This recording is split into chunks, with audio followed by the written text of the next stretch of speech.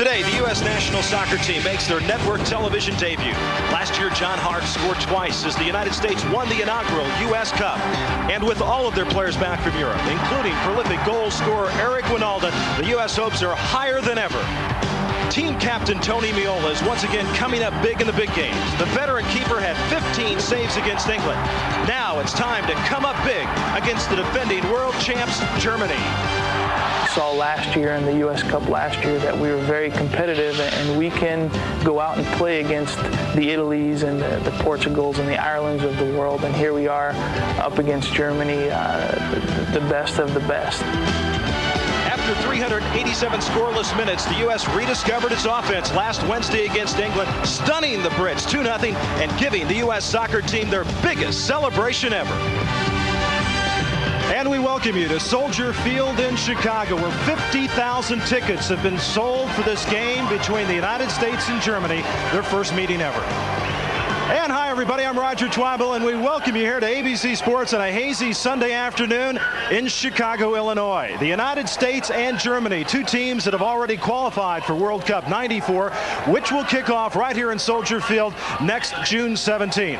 This is U.S. Cup '93. The United States, the defending champion, and three world-class teams competing along with the U.S. That's Brazil, Germany, and England. The U.S. lost to Brazil in their opening game and came back with a stunning upset over England last Wednesday night in Foxborough. And one of my colleagues working alongside today, former U.S. team captain, a professional for 13 years, many of those with the Cosmos, Rick Davis. And Rick, how big a win was that for the U.S. up in Foxborough? Roger, to try and put it in proper perspective, the last time the United States beat England was way back in 1950. In England, with the newspapers, they're posting wanted signs for head coach Graham Taylor, dead or alive. It was a stunning upset for the United States team, possibly the U.S. sending a signal to the rest of the world. Today's game, well, we've got to expect some from the same from Ramos and Thomas Dooley. These two guys were the catalysts that made things happen for the U.S. team, so it's important that they come up big in today's game. Also joining us on our broadcast today is a gentleman that knows a lot about world soccer. He's covered 4 of the 5 last World Cups, Seamus Mallon. Seamus, what do you expect from Germany today? Well, Germany is a defending world champion, but they had to come up with 3 late goals to tie Brazil on Thursday, and 2 of those goals came from Jürgen Klinsmann, including the tying goal in the very last minute of play. Now, dealing with his speedy, skillful, and tenacious attacking style is going to be a major challenge for defenders of the U.S. today. Thanks, Seamus, and we'll be back with the start of the match after this message and a word from our ABC stations. World Cup Soccer. Call now for tickets. 800-769-1994. 800-769-1994. World Cup Soccer. Don't miss it for the world. Call now for tickets. 800-769-1994. Brought to you by World Cup USA '94. Don't miss it for the world. By Coca-Cola Classic. Always the real thing. Always Coca-Cola. By Sprint. By GMC Truck, the official vehicle of World Cup '94. And by Budweiser. Fresh, pure, natural. Proud to be your bud.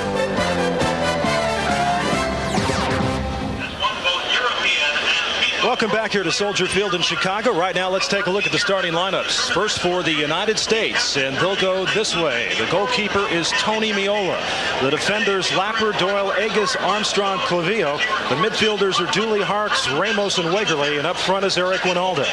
Meanwhile, for the Germans, the keeper is Andreas Köpke. The defenders, Kohler, Buchwald, and Schulz. In the middle, Effenberg, Matthäus, Bein, Tzige, and Strunz. And up front, Riedle and Klinsmann. Those are the lineups today for the United States and Germany. And we'd like to take this opportunity to thank our sponsors, Coca-Cola, GMC Trucks, Budweiser, Sprint, and the ISL for bringing the action of today's game commercial-free.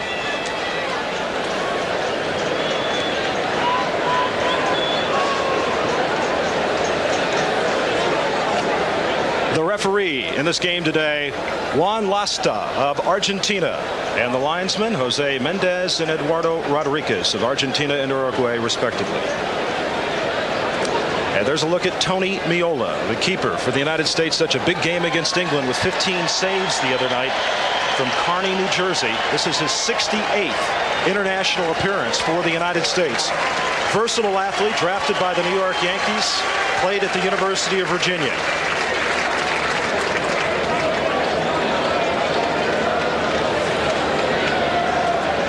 Field is in beautiful shape here at Soldier Field in Chicago. Lights are turned on here. A rather hazy day as you take a look at the keeper for Germany there just a moment ago, Andreas Köpke. Struns, there's Köpke, acrobatic keeper. Participating in bringing you today's game is Coca-Cola Classic. Always the real thing, always Coca-Cola, and we are underway. From Soldier Field in Chicago, the United States in the white jerseys, Germany in the green jerseys.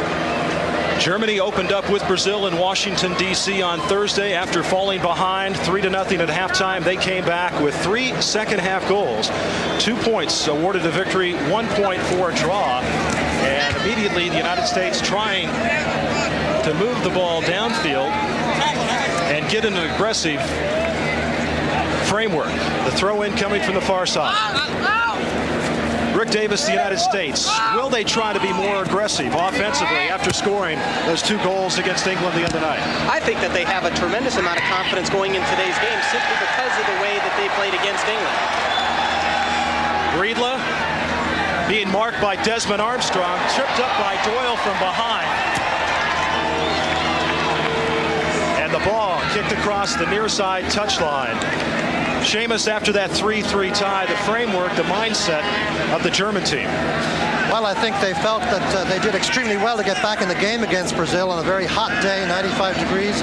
But they will show, I think, the usual kind of German qualities of excellent technique on the ball, never say die spirit, and they put a lot of pressure on the United States midfield to try to win that ball early and counterattack out of midfield. That was Desmond Armstrong you saw right there. One of the backline people for the United States. Armstrong out of Columbia, Maryland, member of the U.S. national team, has played down in Brazil professionally. 28 years of age, his 58th international appearance, taking the place of Marcelo Balboa, who was out with a knee injury, tore his right anterior cruciate ligament, but his recovery is coming fine, and he should be back this fall for the United States team. The clock, which you see in the lower right-hand corner of your screen, and we remind you, this game is commercial-free during action. That is the unofficial time. The official time is kept down on the field. That'll give you a pretty good indication where we stand in this first half. That'll count upward from 0 to 45 minutes as the Germans now, long crossing ball to the far side. The United States likes to pack it in. Clavijo is able to tackle it away, and a nice job by the oldest member of the U.S. national team, 36-year-old Fernando Clavijo. A nice job for Fernando to recover, but he got caught doing a little bit of ball watching. Once again, watch Fernando look at the ball. You always have to track your man, so the man gets in behind him, but with his speed, he's able to recover and make a block. Corner being taken by Germany, the first corner kick of the match, and headed out by Harkes. But Germany is able to maintain control. Bayern came down with it.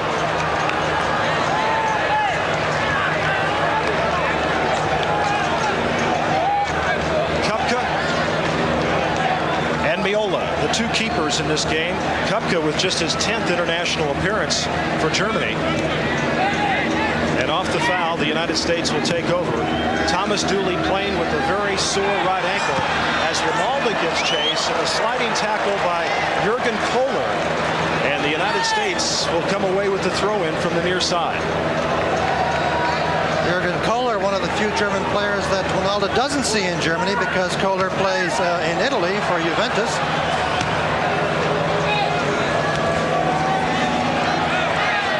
Ball taken away by the Germans. Klinsmann doing battle with Mike Lapper there. Well, doing battle is right. You see Klinsmann there. He is very much a battler. He's got very good skill at scoring, but he's also a tremendously competitive young man and a quite interesting character that we'll talk about later in the telecast. Seamus, we've seen a lot of long passes across the field by the Germans in the early going. That's right. I mean, they're very good at possession soccer, and also, Roger, they're tremendously patient. If they don't see anything nearby, then they'll go to the far side, swing it around over there, get some extra players on the far side, and then try to take advantage of the United States defense, maybe being lured out of position a little bit. Early on, it's important to note that we see two interesting matchups evolving out there. Number one is Mike Lapper matching up with Klinsmann, and then in turn also John Doyle matching up with Karl-Heinz Riedle. Oh, a chance there for Dooley. He overran the ball, and the Germans get it back with Effenberg. Now the long ball down the near side to Klinsmann. He had 2 goals against Brazil in that 3-3 tie. He's being marked by 2 men, Agus and Lapper over there. And Struns has it taken away. Klinsmann gets it back. The centering ball, and the United States able to clear it out, not far enough though, as the Germans come back with it. Well, the United States needs possession too, and they've got to avoid the tendency to just simply knock it away and relieve a little bit of pressure, because inevitably against a team as strong in the middle as Germany is, that ball is going to come right back into your own penalty area. Meola told me the other day that since that victory over England, Seamus, a number of teams from Great Britain have called inquiring about his services. He was fantastic. He was sensational that night. Absolutely. I think it's the best game I've ever seen Tony Meola play. And the English coaching staff, too, was very high in their praises for his performance. Not surprised they're interested in him in Europe. There's a look at Thomas Dooley. Interesting story, Dooley. Grew up in Germany, American father. Always wanted to come to the United States, and about a year and a half ago it was discovered because he has an American father, he couldn't get his American citizenship, and he got the goal the other night, the first goal, as the tackle in the box, and a beautiful job right there by the United States and John Harkes. It is rough and tumble. That was Christian Siga who took it away from Ramos, and Siga making the run. Lapper gets a foot on it. John Doyle with a nice tackle, and Clavijo comes away, and the ball sent up to Wynalda at midfield.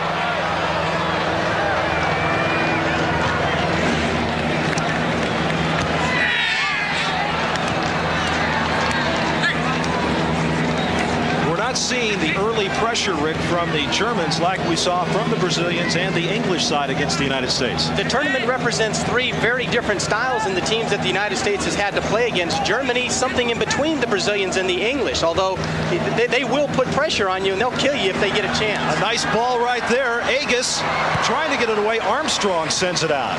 And the United States will take control. Dangerous situation. Uwe Bein, number 15 for the German side.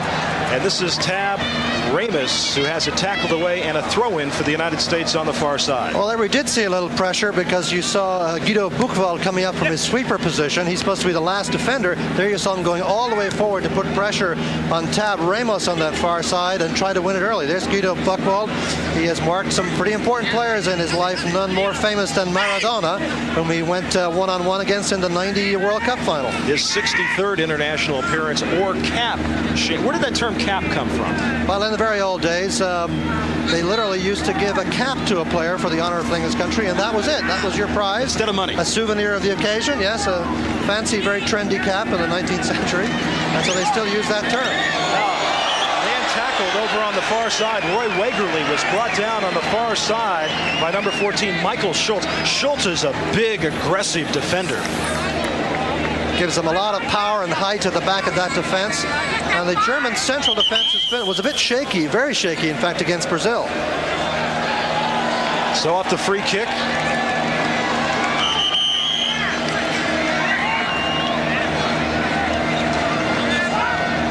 Ramos inside, headed out, and the Germans take control.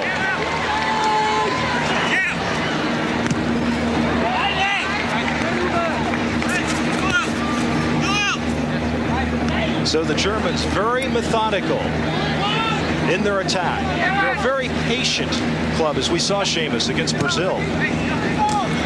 Yes, indeed, very methodical. But here's a good break for the U.S. out of midfield. Trying to send it to Wegerle. He finally comes up with it. Now Wegerle in the middle, tackled from behind. And nicely done there by the German Stefan Effenberg. Number 2 is Effenberg.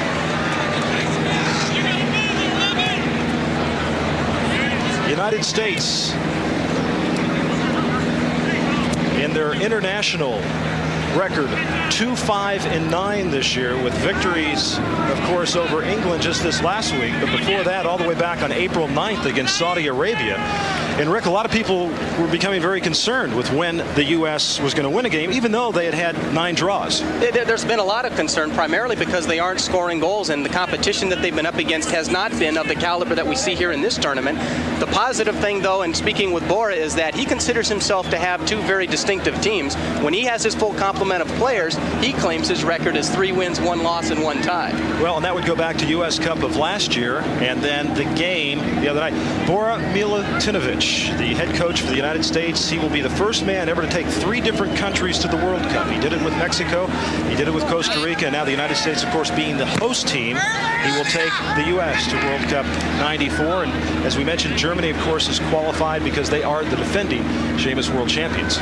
Yes, indeed. There's some discussion about whether or not that's a bit of a disadvantage. Franz Beckenbauer was quoted as saying that he'd rather have qualifying games to play because it makes for better preparation. The players, of course, say, well, thank you, we'll take the free ride. Berti Vogts is the head coach for the German national team. As you mentioned, that's one of the problems for Germany, not having enough good quality play before the World Cup of '94. So this is a very big tournament for them, playing England and Brazil and the United States. That's right. And another indication of that is the German Federation, for the first time ever, is giving bonuses for winning this tournament. This is as they say, a friendly tournament, but they are on 35,000 marks apiece. 22,000 American dollars. 22,000 American dollars they win. That's unheard of in a tournament like this. That tells you how much they feel this is important for them. And Seamus, in my particular opinion, there is no such thing as an international friendly. Doyle having some problems down in the corner. Desmond Armstrong with it now off the back of a German player. It'll be a throw-in coming up for the United States. How about the money for the U.S., Rick? How much do they get? Well, it's hard to actually get a definitive answer because our program is somewhat unique in the world. We have our players full-time training in Mission Viejo year-round, and so many of them are actually drawing salaries. It's expected that they'll receive somewhere between a $3,000 and a $5,000 bonus per player if they should win this, which in the scope of the soccer circles, that's a very, very significant bonus. Ball comes to the near side. Struens sends it back. Guido Buchwald into the box. The centering ball, great job by John Doyle right there. Doyle came up big as Effenberg put the ball in position for his teammate Riedle. And a good defender and a big defender is once again the Germans with Riedle off one of his players. The shot, and just wide.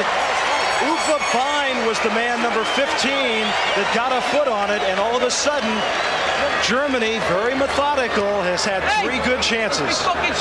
Very methodical that they are.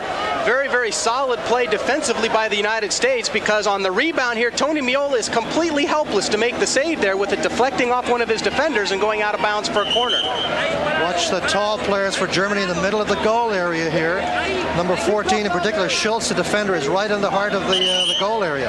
Lothar Matthäus to take the corner, and now the referee having a few words with the German player who was standing right in front of Meola. That was Schulz. That was in Spanish. That was it, yeah. So was he talking to Fernando, I wonder? Matthäus to take the corner. Meola in trouble. Was the ball across? Oh! It looked like it was in, and it is. It's a goal. A goal for Germany off the corner kick. I don't know, Rick. I think Tony Meola may have been impeded going for this ball and ran into Schulz, but he didn't get to it, and I think it was really his ball. Let's take a look. I think Tony simply misjudges this ball because it goes over his head, and now he's off the line. He's helpless. Ball deflects off of a couple of players, gets in past the goal line. The way the rule is that once the ball has crossed the line or crossed the plane that exists with the line there, it is in fact a goal. It was right on the line. It looked like it. Klinsmann, Jürgen Klinsmann, now with his 3rd goal in 2 games, puts Germany ahead. 14-minute mark of the first half. And Germany has jumped on top of the United States, and Riedle for Germany. He's open in the box. Clavijo marking him, and Dooley will take it out, and Riedle is down. It looked like Doyle gave him a pretty good shot. Karl-Heinz Riedle took a pretty good shot. Clavijo and Doyle were both right there, and no foul called on the play. That's right. I think he may have caught an elbow as he went by Dooley. Let's see this little attempt by Riedle to get by. There's one cut, and there's the elbow. Actually, from Clavijo, just swinging around and catching with the elbow. And then Thomas Dooley, the United States player, knocked that ball out of bounds, essentially giving a throw-in to Germany at this point. But in the courtesy of this game now, we'll see if the Germans actually give that ball back to the U.S. on the throw-in. That's kind of an unwritten expectation, that if you kick a ball out to help an injured opponent get treatment, that you get the ball back when play is resumed. Might have.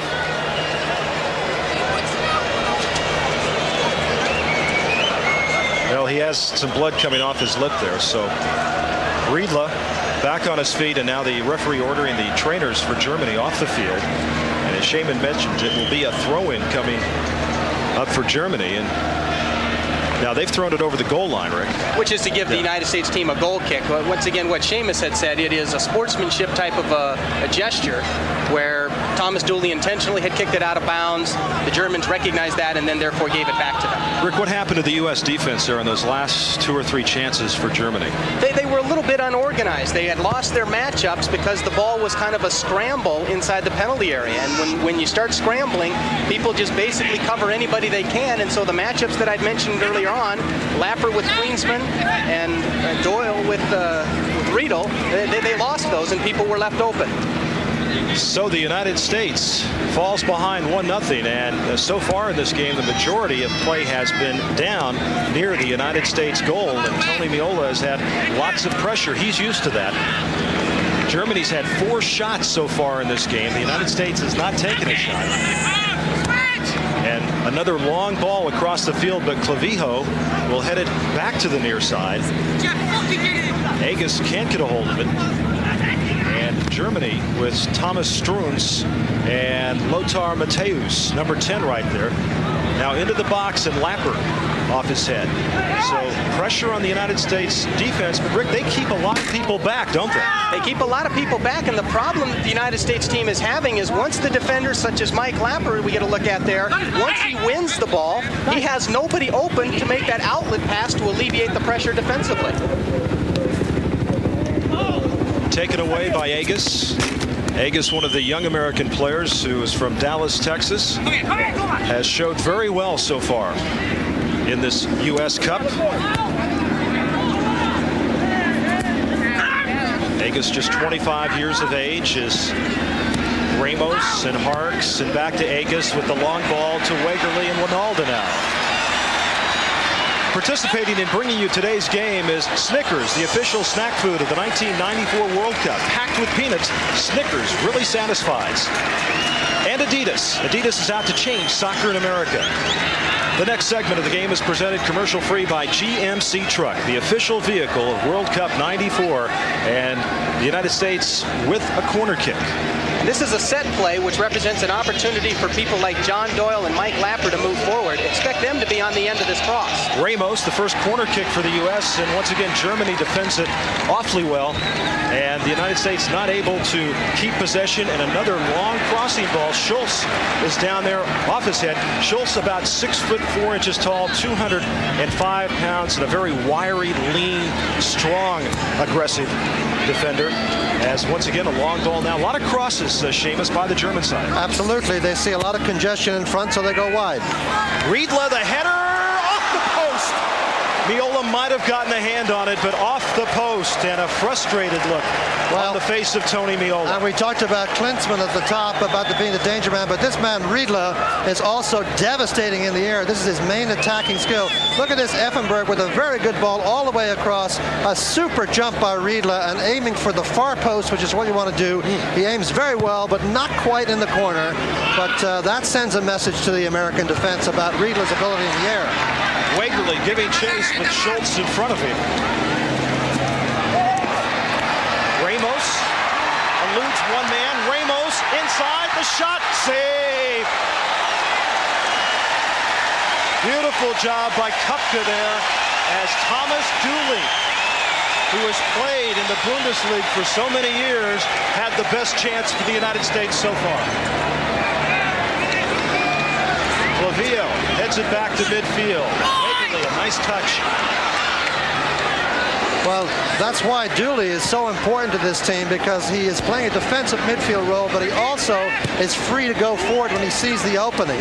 And his timing of his run there was just excellent, because it caught the Germans by surprise. They did not mark him coming out of midfield. Rick, the key, Tab Ramos. It seems like when he can get his foot on the ball, things happen. When you can get the ball to a guy like Tab Ramos, you know things are going to happen. Tab clicked for both assists on the goals against England. They're almost setting up another one. Uwe Bein started it. Riedle sends it across, and Meola will give chase and come up with it. So Ramos, who played at North Carolina State, really got things started for the U.S. The important thing is Tab giving himself a little bit of time to play with the ball. Beats one defender. Now he's got time and space. He slots the ball in behind the defenders for Thomas Dooley. Thomas's shot just saved. Matthäus was also there for the Germans. Yes, but the key thing is Matthäus was arriving almost a bit late, and that tells you a little bit about Dooley's ability to break out of that midfield sort of unseen. Matthäus, a great athlete and recovers well, but Matthäus isn't the 25-year-old he was when he was marking Maradona. He's into his 30s now. It was interesting to note there was another German player between the ball and the goal behind that sequence, so they know how to defend awfully well. That's why they're the defending world champions. So after a rather slow start, as you take a look at 17, Christian Ziga. See that cast on his left hand? There was some question, Seamus, whether he would play today. Exactly. We were a little bit surprised to hear that he would play after that injury against Brazil. But he's a very important player on the left side of midfield for them, because you saw a lot of high balls being played over to him. That's because of his speed and his good technique. Well, this is a big game for him. His first international appearance, a member of Bayern Munich, as the midfield area being controlled at the moment by the Germans. Effenberg gets the ball down, but kicked away by Doyle as Harkes has it blocked to the near side. The United States will have a throw-in. But an interesting that John Doyle did a good job there, Rick, and I think 2 years ago might have kicked that out of bounds. It's important for the United States team to keep pressure. That's a great point, Seamus. When you win the ball, you want to instigate attack rather than turn it over. Effenberg, Armstrong awning. Offsides. First offsides call of the day.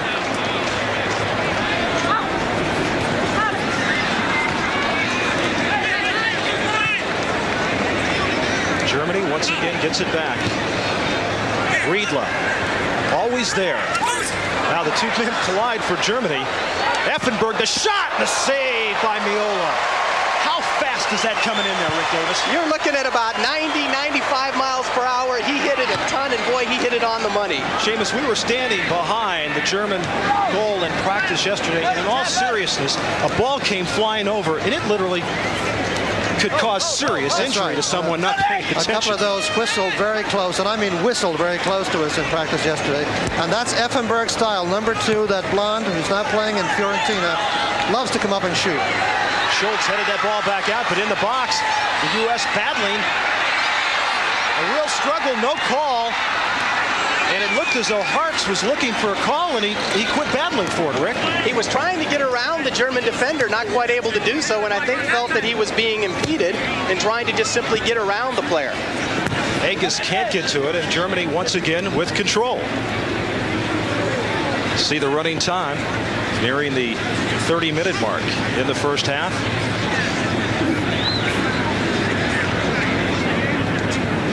U.S. tactics to delay a little bit here, not rush in and get beaten easily, but retreat and get players back. Riedle got ahead on it, but Doyle able to clear it out to the near side. Struhn sends it back, and once again, Germany does such a great job, Seamus, of regrouping when they can't find anything, able to maintain control and send it back out and start again. Yeah, and the U.S. tactic, I think, Rick, must be to lay off some of this and not get sucked into midfield with unnecessary challenges, because you can get burned with speed if you do that. And they are, Seamus. I think also what's happening is the problem that continues to persist, and when the United States team wins the ball defensively, they simply don't have enough time to find the outlet passes to make, and therefore are in turn turning the ball right back over to the German team. Struns and Agus collided, and there's Uwe Bein. He's been over receiving some treatment. Very hot, humid day here in Chicago. A little bit of a breeze coming off the lake. Nothing like the temperature of Washington last Thursday. So long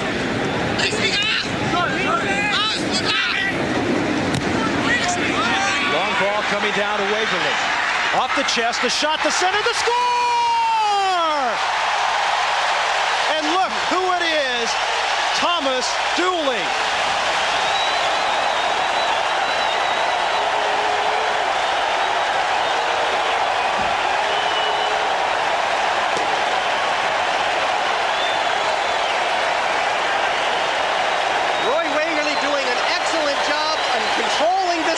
From the far side by Ramos.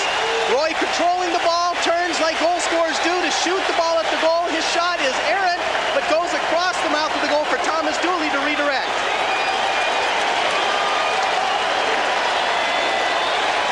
Once again, excellent control by Roy Wegerle. His shot across the mouth of the goal. Thomas Dooley doing what he does so well, Seamus. You mentioned it, timing his runs forward. A tremendous run by Dooley, getting by Guido Buchwald, who was the sweeper. He outpaced him, victimized Germans, and the Germans had 10 players on the field at that point because the injured player Bein had not come back on. So there was a bit of a space in the middle. Buchwald did not fill it up, and good old Tom Dooley saw that space, raced through it, and got a super cross from Wegerle. But what an excellent goal by the United States. At approximately 24:40, the goal by Tom Dooley, who got the first goal the other night against England, as the ball sent across, and the header right there, Klinsmann sends it over the goal line, and so the United States and Germany tied up at a goal apiece. And what a terrific story as you take a look at Klinsmann is Thomas Dooley, 32 years of age, his father an American serviceman from Albany, Oregon, who after a year with his family in Germany went to the United States and never came back. Yet this young man always said he felt like an American growing up. And as a matter of fact, he drives a Corvette in Germany. And he wants so badly to come to the United States and to play for the U.S. team and be a part of this country. We talked to him yesterday. He's very emotional about it. And as we've seen in the game against England, as we've seen today, good things happen when he's in there. And folks, he's playing on a very, very tender right ankle. And that was off the right ankle of Dooley. Yeah, that shot came in there off the right ankle of Dooley from Stefan Effenberg, and he is walking it off right now. There was not a way in the world, Rick Davis, that he wasn't going to play today. Not a chance. Imagine the emotions inside his head, having the opportunity to play against the country that he plays his club ball in. The corner touch, the curving shot across, dangerous ball as Harkes sends it out, and a U.S. player down back on the goal line for the United States. Back there is Eric Wynalda. Wynalda is down back by the goal line, and we've got injury time right now as the referee standing over Wynalda. Eric Wynalda, the young man who had such a great start, Seamus, in the Bundesliga this last year. He had 8 goals in the first half of the season before some minor injuries and a couple of other things. The winter got in his way. A lot of snow over there. He had never played in snow before and had a tough time adjusting to it. And it's amazing that Thomas Dooley is even playing today, because Wednesday night this was the injury in Foxborough. That was Paul Ince, the captain of England, coming in and really doing a number on that right ankle of Dooley. And the day after, it looked like it was impossible that he would play. But he desperately wants to do well in this game, and there was no way he was not going to make it. And to score the opening goal, I mean, what a tremendous thing for him to score the opening U.S. goal. Eric Wynalda back on his feet, which is good news. There he is. Started out at San Diego State and showed enormous promise there. Went to Germany, which was exactly the right thing for him to do, because there he learned some discipline in his game and got his head together a little bit and has developed into a seasoned professional at a young age. Also having some difficulty Wegerle out on the field. He's down right now. They're treating Roy Wegerle. Nasty little cut there. On the inside of his right knee. Wegerle, of course, from Europe, playing at Coventry City. And Wegerle, of course, an integral part in that first U.S. goal.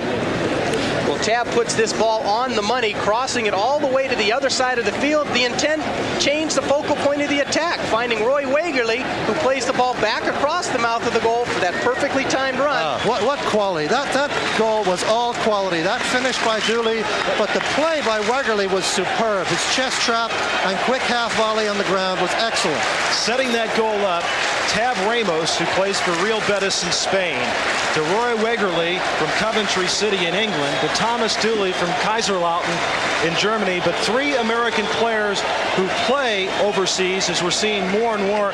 John Harkes, the first American ever to play in an FA Cup final.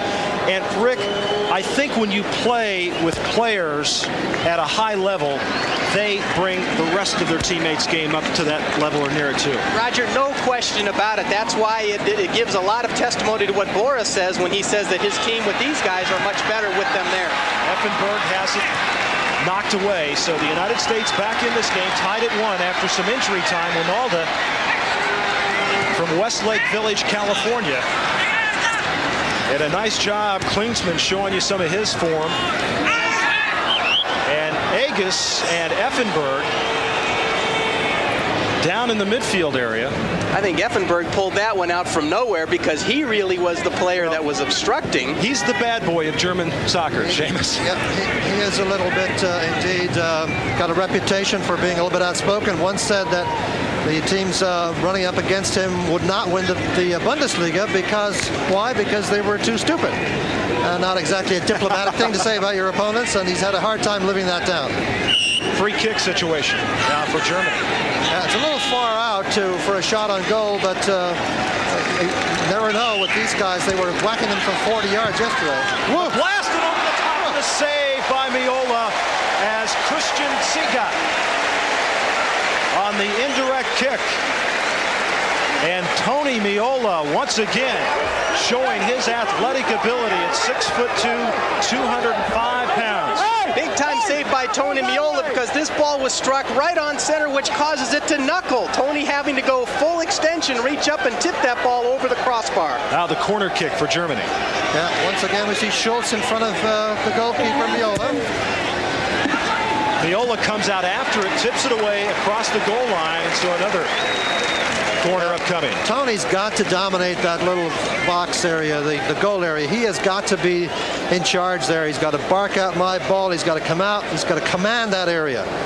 Uwe Bind takes the left-footed corner, headed out right there by Clavijo. I'll tell you what, Schulz gave him a shot from behind, but Wegerle across midfield tried to send it down to Ramos on the left wing, and it got away from him. He mishit it. I think he mishit it. He mishit it, but that's not the type of pass that Tab Ramos likes to get. He wants the ball to his feet. He doesn't want to have to try and outrun people and get in behind them.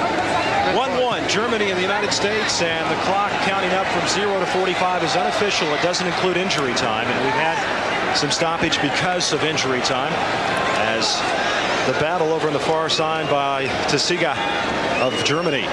With Tony mishandling a couple of the crosses, the one just before where he was able to deflect it out of bounds over for another corner kick, as well as the one that resulted in a goal, expect the Germans to drop the ball right back in there somewhere in the vicinity of the 6-yard box because Tony hasn't distinguished himself in coming off of his line and playing that ball very well. Well, now the Germans have pulled out from the goal area. They're all on the outside, which means they either run in close a goal or they'll hang back and wait for a wide ball. Matthäus, the corner. Doyle hits it out.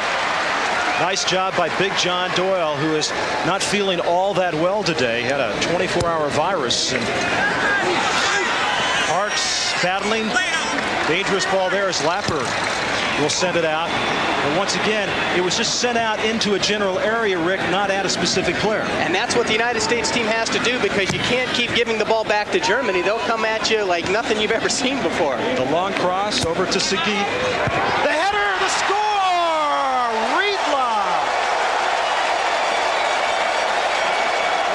We talked about his ability to use his head, but we talked about it in conjunction with his jumping ability. Well, there we saw his diving ability.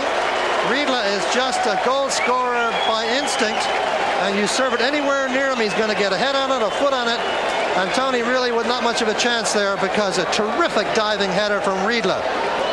Seamus, what you want to do as a defender is always keep yourself between the man with the ball and the guy you're guarding. John Doyle lets Riedle get inside of him, therefore getting a beat on the ball and able to direct it on target. And Seeger with a very high quality service in here, and a wonderful diving header. Just a classy goal. We've had 2 super goals out of the 3. The first one a little bit sloppy, but the last 2 have been beautiful to see. Riedle, 27 years of age, plays for Lazio in Rome, and a veteran goal scorer. His 31st international appearance, his 12th international goal, and he has been around the ball so far this afternoon here at Soldier Field in Chicago, and it's now a relentless German attack. Inside. Dangerous play, and the United States, John Doyle is down. Riedle was there once again, and Doyle is down right in front of the goal. Now, Doyle took an elbow to the head, had a black eye in that game the other night against England, and as we mentioned a moment ago, was not feeling well all day yesterday and last night. So he is sitting up now, and Rudy Radowski, the trainer for the U.S., out checking him over. Today's game is brought to you by the Illinois Bureau of Tourism. Illinois, don't miss it. And by Budweiser. Fresh, pure, natural. Proud to be your bud. The next segment of the game is presented commercial-free by Budweiser. Anytime you get these 2 teams matching up, boy, bodies are going to clash. This play comes out from the left side of the field, crossed in behind. Very well, an excellent dummy here by number 15 for Germany, Uwe Bein. John Doyle keeping himself in between the 2 players, making sure that he didn't get a chance to touch or redirect that ball to the goal. The bodies are going to just crush against each other all game long. Well, he ran into Meola's knee, and Tony was the first one out there telling everybody that we've got an injured player because he felt how hard Doyle's hit. But you've got to have a hard head, Rick, to play this game, hitting headers and such. No question about it. In fact, you form a callus on your forehead, which can be an unattractive thing to have. Does this remind you, Rick, of your days playing against the German national team? Unfortunately, Roger, what I remember of... As the long ball comes in, Meola, the great save! Was that big by Tony Meola? Lothar Matthäus getting forward there. When the United States tried to pull him offside, they moved up, they didn't move up fast enough, and that long ball over the top victimized him. He got under it, but what a tremendous stop. Look at this shot, and a great save by Meola. You got to think that Matthäus should have put that one away in the far corner, frankly, but still, Tony did a great job coming out, narrowing the angle, and blocking it. Big time save there by Tony Meola, because that's what you rely upon with your goalkeeper, that when you do make mistakes, opportunities are created for the other team. You need your goalkeeper to make the saves to keep you in the game. Schulz with the long throw in, and Armstrong able to get it to Dooley. The United States trailing 2-1. Thomas Dooley with the goal for the United States. Riedle got the go-ahead goal. Klinsmann the initial goal for Germany. Lovely head back there to Effenberg by Strunz. Strunz, number 19, plays way over on the right side, combines nicely with Effenberg, and Effenberg puts pressure on Harkes, and Harkes makes the bad pass. Effenberg having a very good game in midfield for the Germans. That's number 2. Seamus, that I find most noticeable as Riedle is down there and Meola has to come out, is the fact that the passing by the Germans has a purpose to it at all times, whereas some of the passes made by the U.S. team, you don't know exactly what the purpose is. It's just almost like getting it away. Yeah, and that's the kind of style they've been trying to get away from. It's actually not a style, but it's essentially a maturity. And they are maturing now as international players. And when they get the best ones back from Europe to play with them, then they can play a bit more together the way they did against England. But today, they're under a lot of pressure from this relentless German attack. And it's a little hard to keep your cool and keep your concentration. To finish the question, Roger, that you mentioned to me is the difference between the U.S. team of today, a lot what Seamus is saying, is that if we would have gone down 1-0 to them 10 years ago when I played with the program, we would have been packing our bags and hoping that we wouldn't have lost by too much. This team, totally different than that. You go down by a goal, you turn around, you come right back by getting your own. 2-1. Germany leads the United States. The nice run by Strunz. Lapper doing battle. Dangerous Jürgen Klinsmann to Effenberg, looking for Riedle, and Clavijo sends it out. But De Siga is able to maintain control, and once again, the very methodical German side. It wasn't there in the middle. They send it back to the side. Now they work it back around. Ball possession today, Rick, has to be 2-1 in favor of Germany. Which is exactly the way that they like to play, Roger. They want to keep control of the ball. They want to work their game plan with possession, and they're doing an excellent job. Kohler, the shot, the save! Score! Riedle!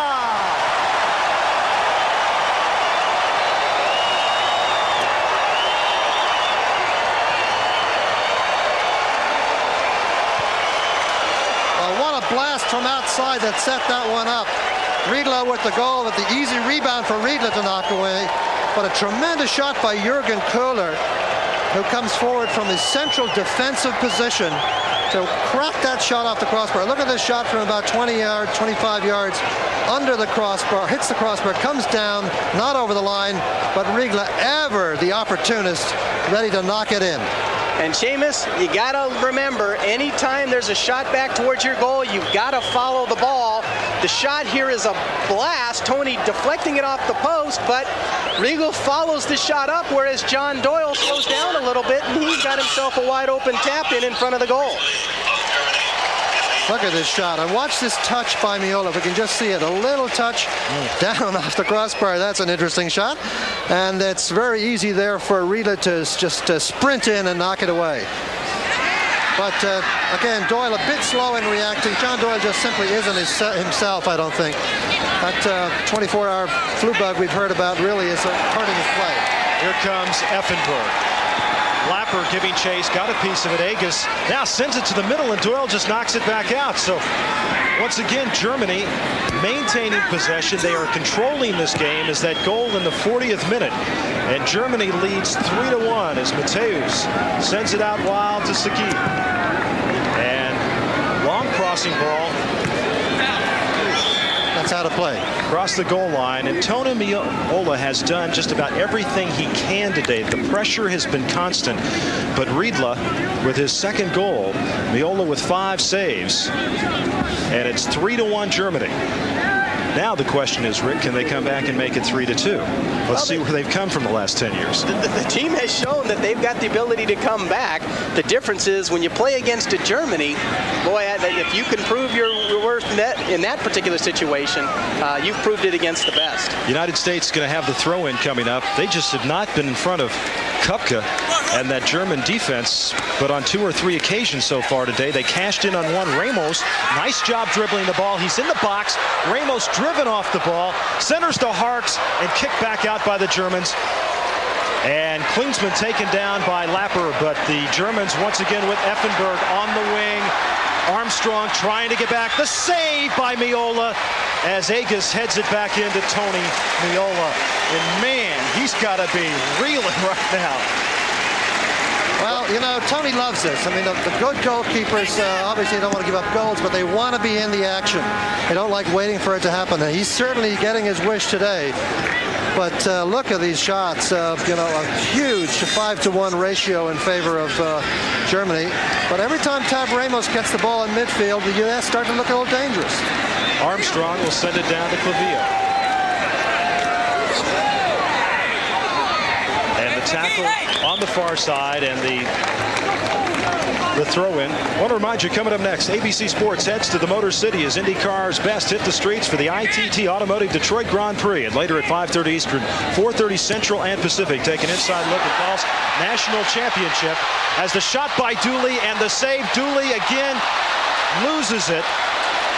U.S. Open preview show coming up later today here on ABC Sports. The long ball down, and offsides the call. So once again, that U.S. Open preview show with Jack Nicklaus coming up later today here on ABC Sports. But once again, Thomas Dooley having a very good opportunity in the box. Well, a tremendous mistake by the German defense. We've talked about the Americans making some mistakes getting on their first touch out of defense. There, the Germans coughed the ball right up to Tom Dooley. I think he was so shocked he just didn't really get a good, strong foot on it. Klinsmann with a lot of space on the near side. Lapper is over there. The center, the shot, the save by Tony Meola, as Uwe Bein was the man that took the shot from just outside the arc. Yeah. And Meola shrugs his shoulders now with 7 saves in the first half. And Tony's down there saying, oh, I love to be involved in the action, but hey, guys, how about a little action up at the other end of the field? There's the long ball, the offsides call. You know, there's been a real battle between Tony Meola and Brad Friedel for the goalkeepers. Friedel has looked very impressive, Rick, every time he's had a chance to play. And Meola was given the starting nod for this U.S. Cup, and Friedel will probably see a lot of action down in South America when they go down for the Copa and then the CONCACAF. And the goalkeeping position is so important for a goalkeeper to have a lot of confidence about his play. Tony, with the game he had against England, you can see him out here now today. He's got confidence, he's hot, and the more he can play, the better off he's going to be. We are now in injury time. Remember, we had a couple stoppages, so there's 3 or 4 extra minutes as Dooley in the midfield with Armstrong now. Time is kept down on the field by the referee, so the clock has stopped, and we are in injury time. 3-1. Germany leads the United States as they've dominated possession of the ball in this game. They are the defending world champions. Armstrong will send it down, and Köpke comes over. And Desmond's not the guy that you want to be playing that ball forward, because untypical of what many sweepers are to teams, Desmond is more, I think, there for his defensive abilities rather than going forward. Armstrong, a artist in his spare time, very much one with the creative flair. And the Germans, of course, now very much in control, up by 2 goals. This is the kind of situation which is very much in their favor. They like to be patient anyhow and stroke it around, and they're just going to wait for mistakes and try to add to their lead, but they're not going to force anything. Well, Doyle definitely has the size over Riedle, Seamus, but Riedle with the quickness to match, and the loose ball and the whistle and the foul.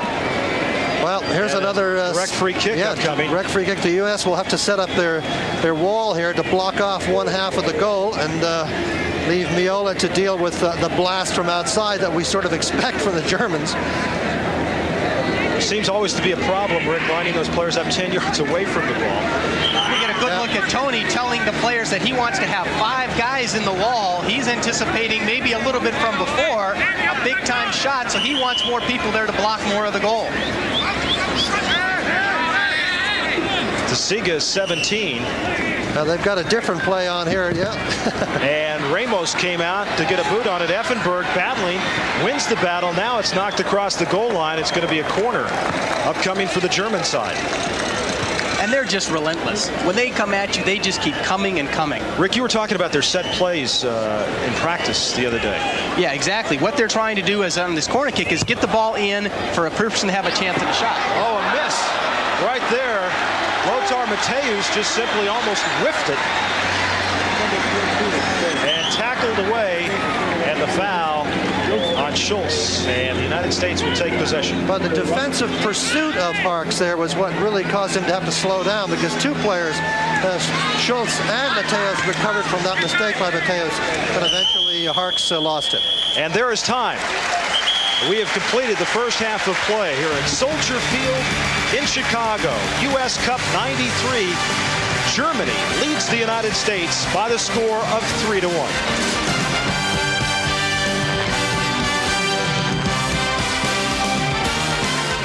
In Chicago, the first ever meeting between the United States and the defending world champions from Germany. Well, next summer, beginning June 17th, for the first time in its history, the World Cup is coming to the United States.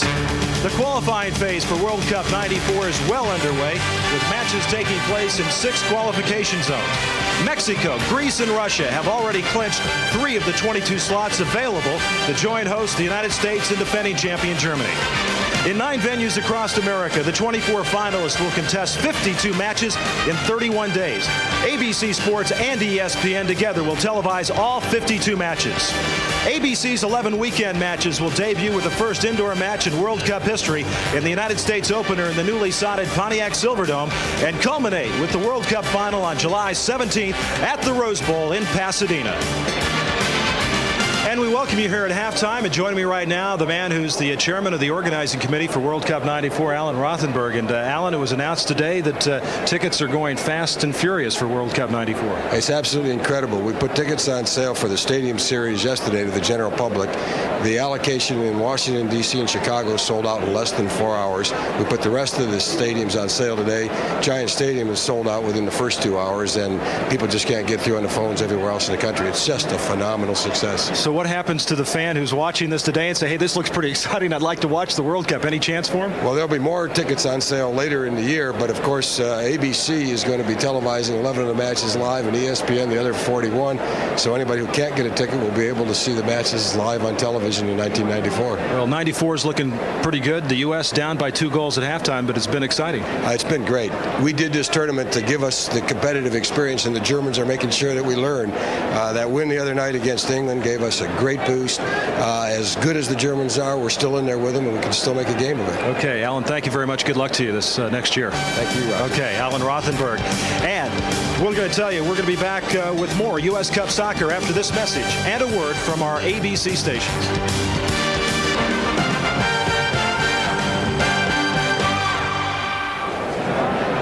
Back at halftime at Soldier Field in Chicago, Germany leads the United States 3-1 along with Seamus Mallon and Rick Davis. I'm Roger Schwabel. Germany got on the board first in the 14th minute by Klinsmann, but then Rick, Thomas Dooley got the U.S. back in business. Thomas Dooley shows how important it is to know how to move forward. Roy Wegerle, excellent control of the ball. Thomas Dooley timing his run perfectly to just tap that ball into the goal, and the celebration starts.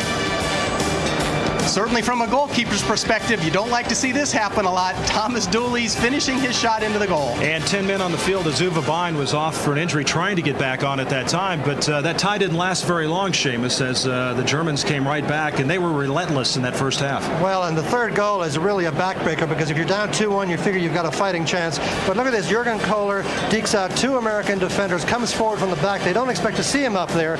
And then he unleashes this powerful drive that Meola does well to touch onto the crossbar, but an easy put away for Riedle. And Germany leads the United States 3-1. We'll be back with the second half kickoff right after this. Single sporting event. World Cup soccer. Call now for tickets. 800-769-1994. 800-769-1994. World Cup soccer. Don't miss it for the world. Call now for tickets. 800-769-1994. Just getting set to start the second half. Germany leading the United States by a score of 3-1. And let's take a look at first half statistics. Look at those shots. 18 for Germany, 4 for the United States. In their game against England the other night, England took 18 in the entire game, and the U.S. had 7. Just to give you an example, and 3 of the 4 U.S. shots were taken by Thomas Dooley, the other by Harkes. 7 saves by Meola, 2 by Köpke. The corner kicks, 7 for Germany. And the offsides, 3. So Rick Davis, Germany really dominating ball possession and the attack in that first half. Typically, Roger, the stats that end up being the most indicative of the flow of play are shots and corners. Germany with a huge margin or an advantage over the U.S. team there.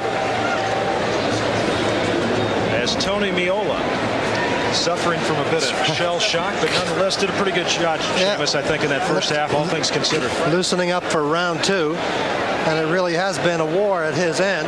Well, you know, the Germans in the last 5 World Cups have won 2 and have finished second twice. I mean, that's a phenomenal record. And here the United States made 1 appearance in 40 years in the World Cup in 1990. So we're still quite a distance apart. We're underway with the second half. The long ball goes down to Klinsmann. He got the first goal. He's open the shot, and it's off Lapper. And the United States with Thomas Dooley will take it. Down in the midfield area, Ramos has it taken away, and Germany Rick just doesn't like anybody to get back past midfield. They like to stay in that other end. They like to establish the first line of defense about a third the way down the field, not wanting to give the United States team the opportunity to develop their attack. For the United States, it's important that they do that. It's important for them coming out here in the second half that they breed more caution in working the ball out from their defense. Seamus, give me an overview of the German side in the first half. Did they accomplish what they wanted to do? What do you think about the second half? Well, I think they accomplished much of what they wanted to do. They probably feel they should have had a couple more goals, but they certainly have dictated the style of play that they want. They've done very well on the attack, and they've been able to isolate American midfielders most of the time in situations where they're under pressure and therefore can win the ball back. Wegerle gives chase, and Köpke will come out. Meanwhile, Rick, what about the United States effort in the first half, and what do they have to do different in the second? Roger, I think what they need to do in the second half is a couple of things. Number one is anticipate them to tire a little bit. They were under a tremendous amount of pressure. I would think that we will see some substitutions a little bit later on as this game goes forward. Secondly is that count the number of times that the U.S. players make 1- and 2-touch passes. They're getting stuck with the ball, they're holding it too long, and that just allows the German team to get set defensively that much more with more time. In the lower right-hand corner of your screen, the running time from 0 to 45 here in the second half. The United States, throughout the U.S. Cup, the first two games, Coach Bora Milutinović has substituted primarily with Earnie Stewart, Kobe Jones, Alexi Lawless. So we should see some substitutes as this ball is in the box. Klinsmann trying to battle, but three U.S. players around him that time, Armstrong, Lapper, and Clavijo. Defensively, does Doyle get some help against Riedle? John and Mike Lapper both are going to need some help because matching up 1 against 1 is very difficult covering against these guys. There's Alexi Lawless, who is warming up now on the sideline. Lawless from Rutgers University, a very, very talented player, has, of course, scored against England the second goal, and then against Colombia in Miami in early May. Had a nice goal off a corner kick as the ball goes to the corner, and Clavijo will send it out. Another game being played in U.S. Cup 93, and in the second half, England now has jumped out on Brazil 1-0. And Seamus, what a big win that would be for England. That would redeem something, wouldn't it, after the loss to the United States? Well, David Platt scored in the 47th minute, and of course he's been injured and hasn't played much, and he's a tremendous player for England. Great character and great skill. That's a big boost to England in a very tough time for them. 8th corner today for Germany. Uwe Bein will take it. U.S. wins the battle as Clavijo tackled from behind. No foul, and now they do call it. The referee there opting to try and allow the United States team to have the advantage, which simply is to allow the play to go on. When he saw that the U.S. team lost possession, he appropriately called the play back and instituted the free kick for the U.S. team. But once again, the U.S., Rick, slow in coming out. I mean, the pace of the charge from the back was just too slow, and makes it a little bit easier for those chasing Germans to catch up with the U.S. players. Got to get out of there fast and move the ball a bit quicker. Armstrong gets it to Harkes with a lot of green shirts around him. Now the United States with Clavijo and Ramos.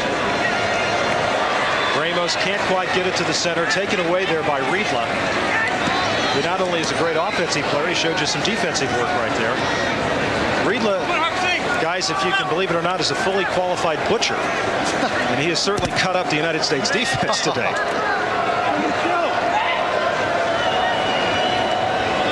Riedle, a prolific goal scorer, as Wynalda fits that bill for the United States.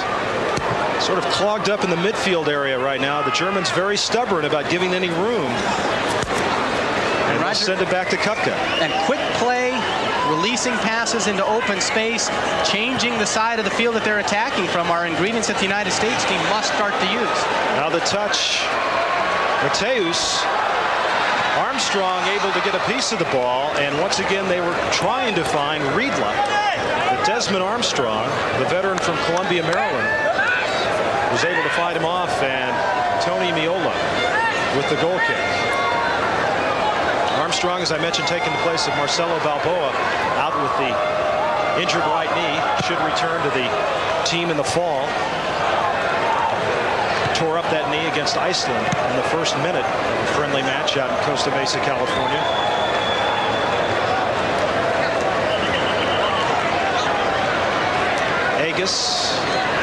Wynalda on the run, but tackled away by Schulz, and the foul's called. And the direct kick coming up for the United States. Schulz is an intimidating looking player. I had a chance yesterday. He was standing near Detlef Schrempf, the great German player who plays for the Indiana Pacers in the NBA, who's here at the game. And tackled off the ball is Doyle. And it's going to be a corner for the United States. Well, that was an unusual situation, Rick. I can't remember last when I saw John Doyle decide he can go one-on-one. Never mind against a player like Ziga, but he won a corner. Somebody once told me the way that a defender dribbles is he gives it to the other player, wins it back in a tackle, and keeps going up the field. Just the second corner kick for the United States. Agus will take it. To the short side. In the air, Lapper. The battle and headed out by the Germans, and with some clear sailing is Uwe Bein. Matthäus will send a long ball to Schulz. Nice trap.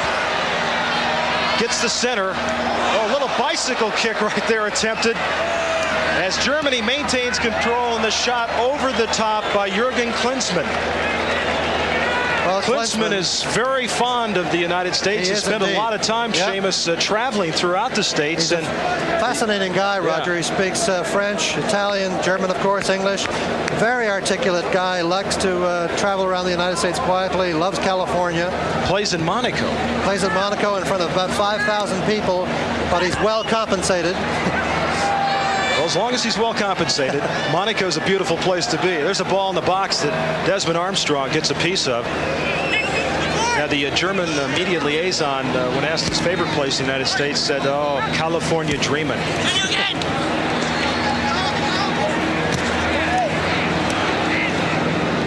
So far this half, the battle has been in the midfield area. The U.S. seems to be a little bit more conscious, Seamus, of trying to control the ball, more short passes.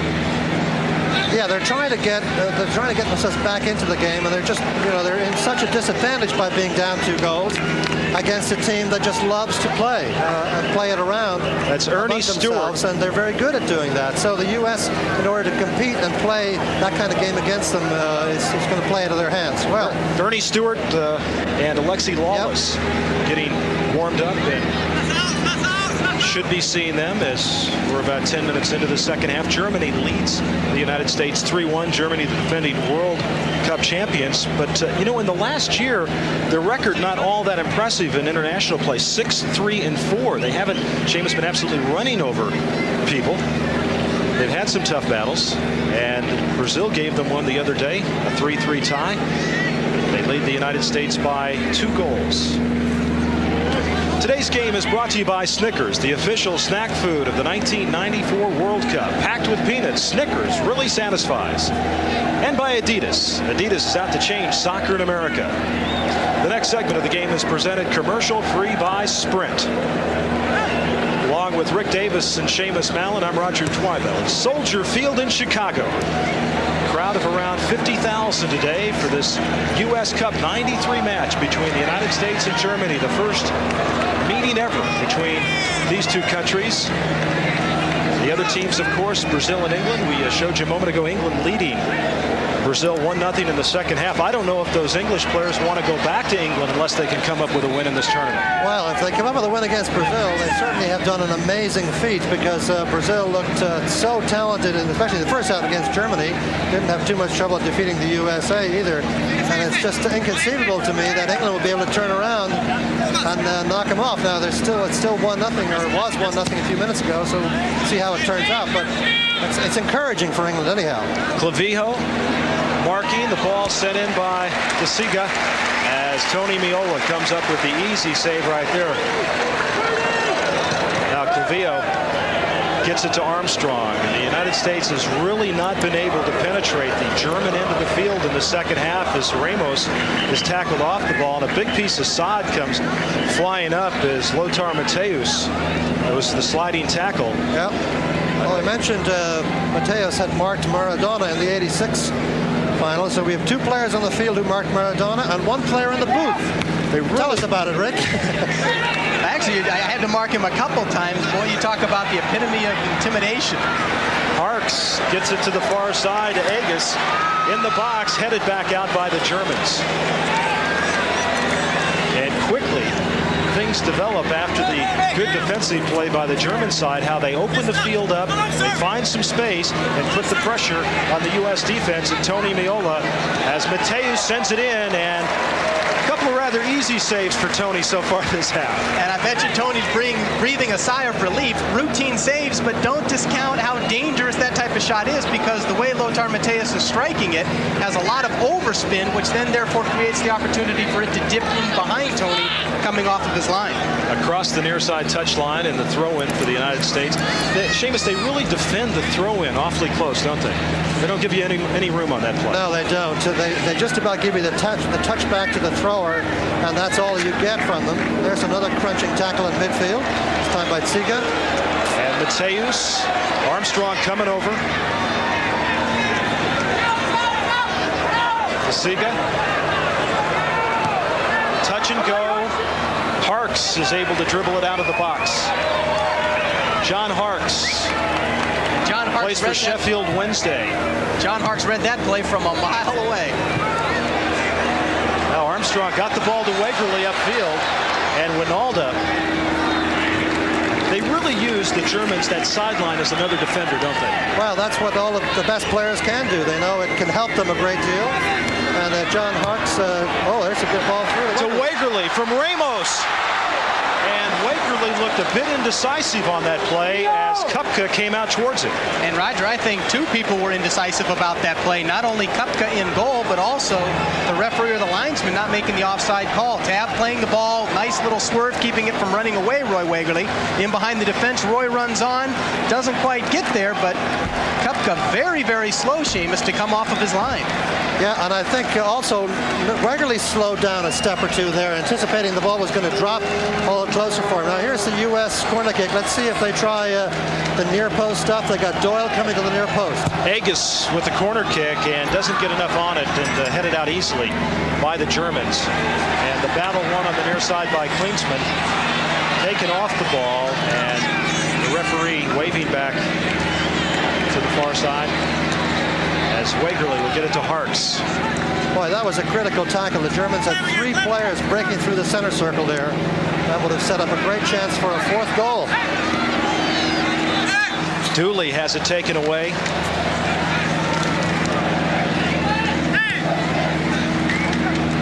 What about the fatigue factor here, Rick? The U.S. players have done a tremendous amount of defensive running here. There's a man open on the far side. Effenberg, Armstrong giving chase. And the Germans with space to center. They head to score! Riedle!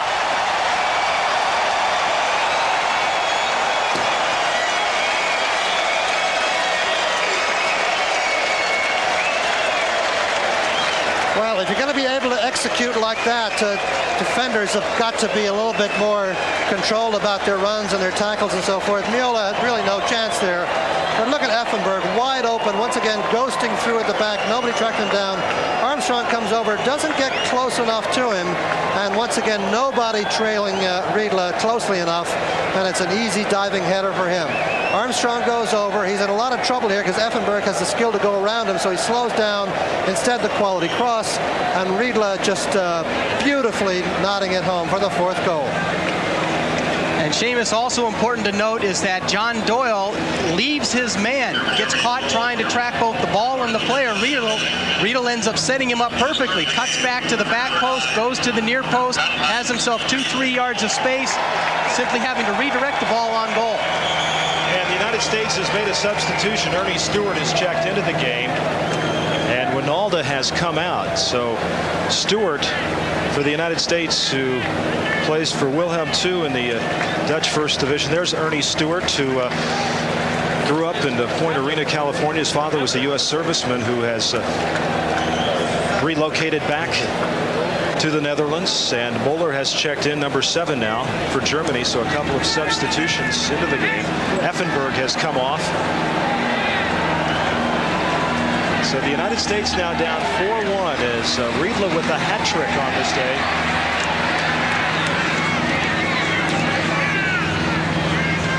Milutinović said something interesting yesterday. Before, when the United States had played Brazil and they lost, he said, well, you have to understand who we played. It's just an honor to play a team like Brazil, so the result wasn't so bad. After the win against England, he said, now on any given day, I think our team has a chance to compete and win against the top teams in the world. That's a change in attitude, not just for Bora, but it's a change in attitude for the players. And part of that is exactly what Bora Milutinović brings to the U.S. team, an attitude of knowing that they can be successful. Ramos, the centering ball, and nobody's there for the U.S. Harkes was sort of in the box. Wegerle back behind. Well, Earnie Stewart's a good substitution here as we look at Tab Ramos. He was looking for Earnie because Earnie Stewart is somebody the Germans haven't seen. He's got a lot of speed, and he'll be different style from Wynalda. Dooley takes it away at midfield. Tried to get it through to Stewart, couldn't do it. The German defense just too strong. I've got a question for both of you. When you're at this level, does it matter whether you get beat 2-0 or you get beat 6-1? I mean, as long as you're trying hard, you're playing aggressive. I mean, what's the attitude about that? I mean, Rick? My feeling is you betcha. If you lose by 1, it's okay. You lose by 4 or 5, that's ugly. That's humiliating for you as a player. And so, yeah, absolutely, the United States team doesn't want to give up another goal, and they're going to fight all the way through this match. Lapper was able to get on top of the ball. Clavijo took it away. Well, but Klinsmann is just such a threat every time he's on the ball. As we look at Schulz here, shots on goal. Whoa, my goodness, shots and on goal. 22, of which 12 were on goal. USA with only 3 on goal, and that tells it. The statistics don't always tell the story in this game as they didn't in USA-England, but today they sure do. So at the 15-minute mark, the United States trailing 4-1. You have a measuring stick, though, Seamus, when you play the defending world champions. You find out exactly what it takes to compete and eventually try to beat these players. It's once again a nice ball, and the dangerous play in Meola comes out to take it away from Uwe Bein. Well, once again, Klinsmann, I just started to say, Klinsmann has so many weapons. He made a great pass in there when all day long he's been taking balls, turning and going for goal. That time he made a first touch pass to another German player, completely surprising Lapper. And there's just too much quality and talent in Klinsmann to be able to, for a relatively young player like Lapper, to be able to take care of him for 90 minutes or perhaps even for 45. Seamus, the question I asked both of you about the score of a game. I guess what I want to try to find out is if you lose a game 2-0 and you just sit back and make no offensive attack, you just try to protect your goal. But if you lose a game 4 or 5-1 as the long ball comes down the far side and you're aggressive and you're going forward at times, I mean, is there a difference there? We're going to let him play on here. Siga, and it's kicked away by Clavijo. I think it comes down to the mentality of the players. I think Rick's point is still well taken. There's not a lot of joy in defending and losing 2-0. There's a certain amount more of satisfaction of going forward and trying to do something. But still, you don't like to look up at that scoreboard when you walk out and see that large number on the other side. Now let's see what the Germans do in a corner kick here. Matthäus set up the first goal when he put one across for Klinsmann.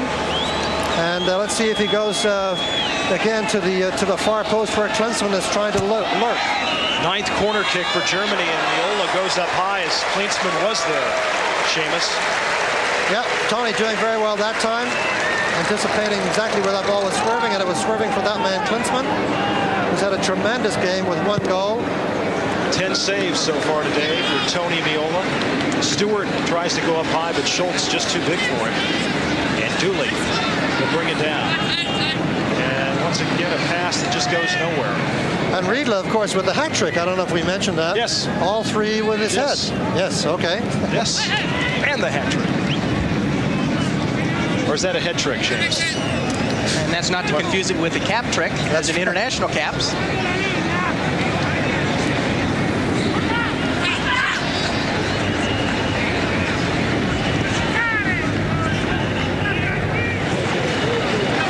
Germany playing some long balls back and forth across the field, trying to create some space. Dooley intercepts, but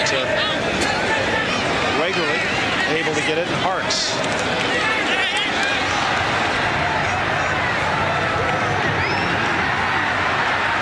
Harkes, and a good job there taken away by Guido Buchwald. Nice job of defense. Klinsmann sends it on. Moeller, the center, Riedle, and tripped up there, and a good job by Doyle. I think they're calling a foul on Riedle for taking down Doyle there.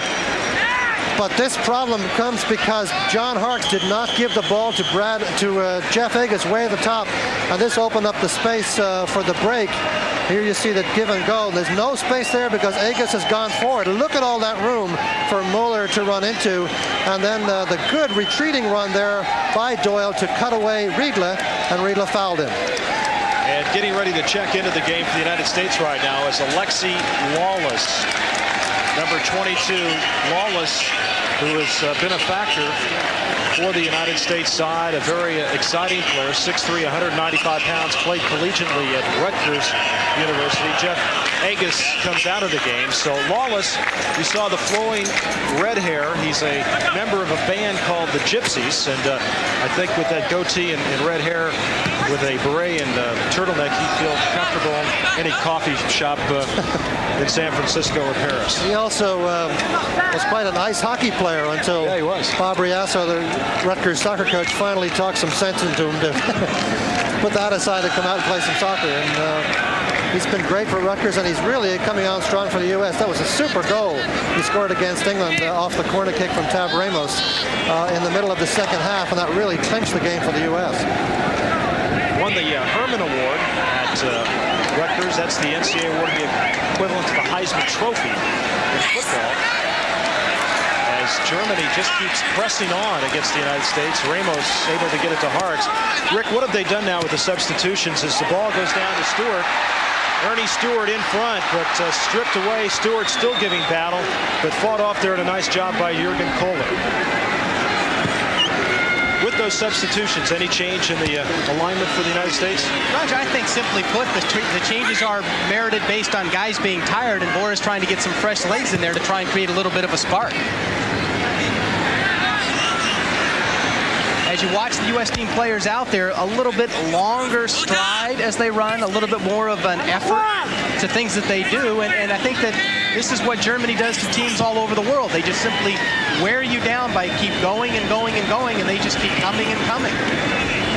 This is typical German play. Knock it from one side of the field into the other, and they'll pass at the end uncharacteristically off the mark for the Germans, but wisely let run through there by Desmond Armstrong, because Meola, of course, right behind him to knock it away. But it's with a 4-1 lead. It's almost a kind of a fun time now for the Germans. They don't want to give up goal, but they'll be quite happy with this final result if it ends up 4-1. Wegerle to Alexi Lawless. John Doyle has the ball taken away from behind, rather easily, I might add, by Guido Buchwald. Pushing and shoving going on between those two. Now the long ball down the middle, and Lapper is able to get it back out to Lawless at midfield.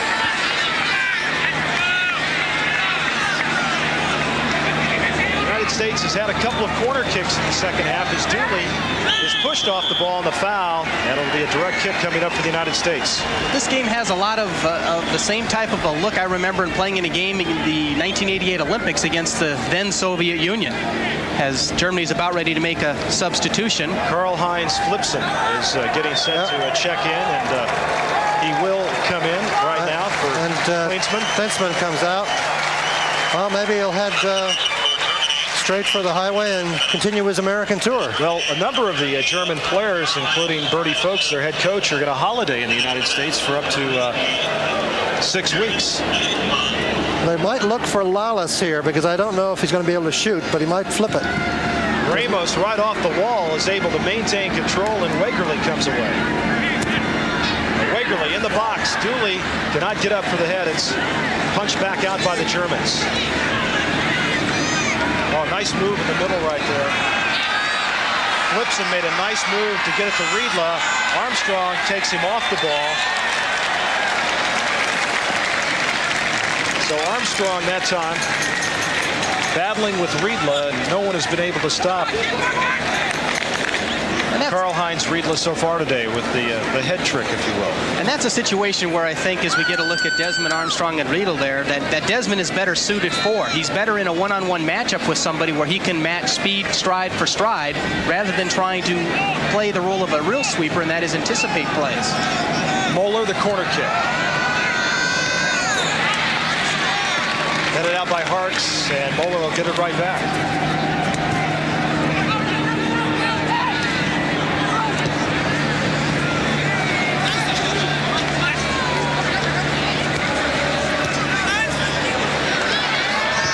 Centering ball, and Desmond Armstrong is able to control after the centering shot by Flipson.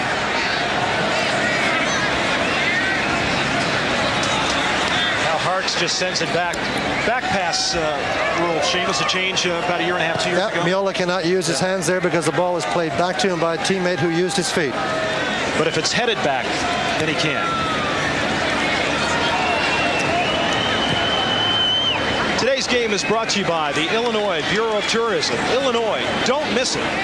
And by Budweiser, fresh, pure, natural, proud to be your bud. The next segment of the game is presented commercial-free by World Cup USA 94, and it's a goal by Earnie Stewart. Don't miss it for the world, folks.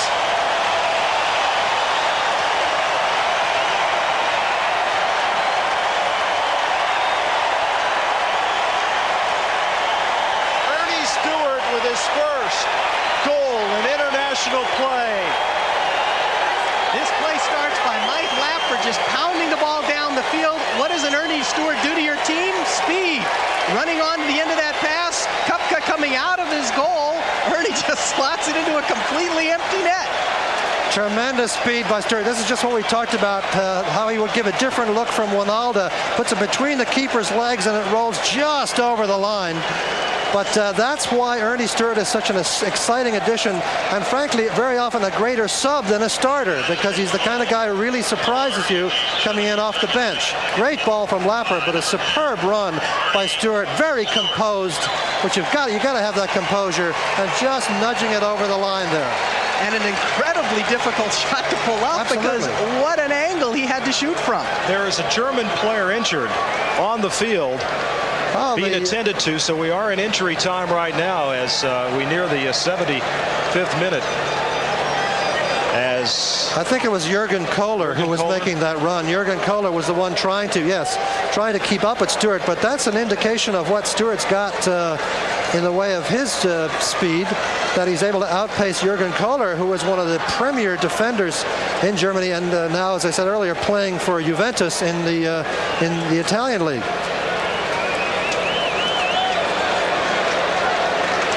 The problem as a player that you have in these situations is late in the game when you've been out there working away, full stride, trying to get the ball, he lunges to tackle the ball, and it appears that he either got kicked, cleated, or possibly even strained a muscle. Oh, and did that have the perfect roll on it?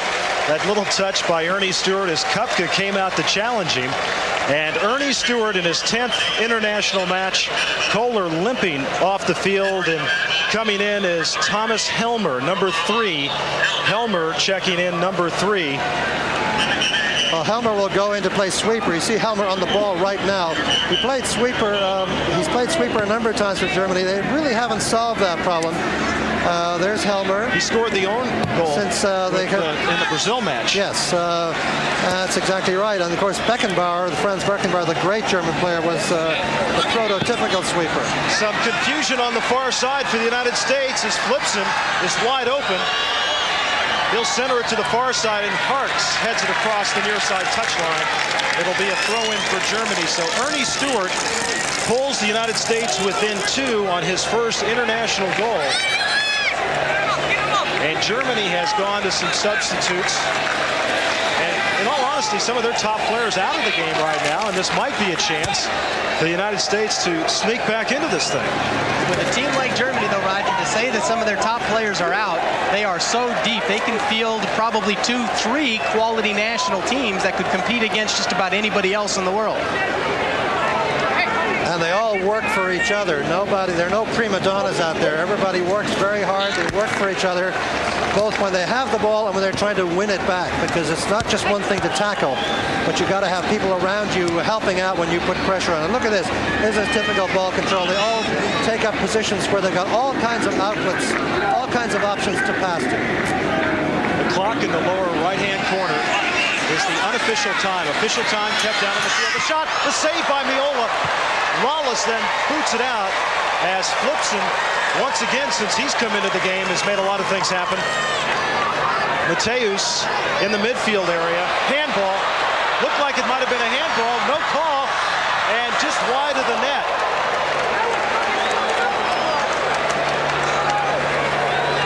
Matthäus came through the middle with the shot on goal. And on the previous play, Flipson and Meola with the punch right there, and 11 saves for Tony Meola. Tony opting just to block that away, because trying to catch those balls sometimes they just slip away from you. So if he's going to give a rebound, he wants to give a long rebound, which is why he tries to punch it away.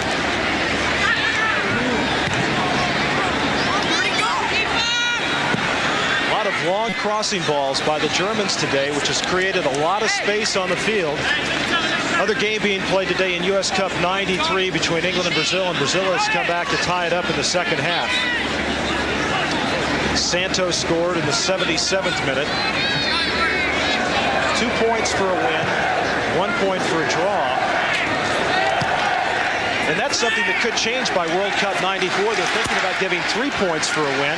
That decision will be made in December rather than the 2 points, which they've always done. I hope they give serious consideration to it, because I think it does mean wins are more important and people in the first round will play harder. Another substitution coming up. Kobe Jones is standing on the sideline, and he's going to come in for Tab Ramos. So Ramos made a lot of good things happen today for the United States. And Kobe Jones and Earnie Stewart, the two fastest players, I'd probably give the edge to Kobe. As Doyle is all over the back of Riedle, and the foul is called. That play by John Doyle there is about, I don't know, 45, 50 minutes late, because he just absolutely hammers him. Maybe a little frustration from John Doyle there, trying to show Mr. Riedle that, you've shown me some few things, let me show you some things. Exactly. It's about 3 goals too late, unfortunately. Kobe Jones has checked into the game. Another substitute for the United States, Earnie Stewart, also in there. Alexi Lawless has come in. Ball into the middle of the head and just wide as the German side just keeps pounding away. Andreas Muller that time with the shot as Harkes will come near side. 4-2. Germany leads the United States. That's Lawless, number 22. And the ball just set down in no specific direction. The Germans have been very adept at winning those balls, and now a German player is down on the near side as Doyle has been wreaking havoc once again. Maybe it's the old adage, if you can't stop him, hurt him. Kobe Jones has come in with, and you mentioned Stewart being the two fastest players. Rick, there's an interesting contrast. Kobe's playing here in the United States, Stewart overseas. How do we reconcile that in terms of the development of our players for the upcoming World Cup? Which is the best direction for those players? It's an interesting issue for the players individually to address, as well as the United States Soccer Federation collectively, because one of the problems that has existed within the United States over the last 7-8 years is that the professional level of game in the United States has not been at the level sufficient to continue the growth and the development of American players. Many of our players have in fact gone to pursue their wares abroad, where they can in turn hopefully develop at a little quicker pace by being put in a competitive environment. Roy Wegerle, John Harkes, Earnie Stewart are players that are examples of that. So Kobe Jones is a guy that has to in fact try and accomplish that same objective by playing here in the United States. Well, the foul in the United States with possession is Kobe Jones, played at UCLA, Westlake Village. Really a nice young guy. Had a great Olympic Games for the United States in Barcelona, played very well over there. Long ball by Harkes into the box. The header! The score! Thomas Dooley!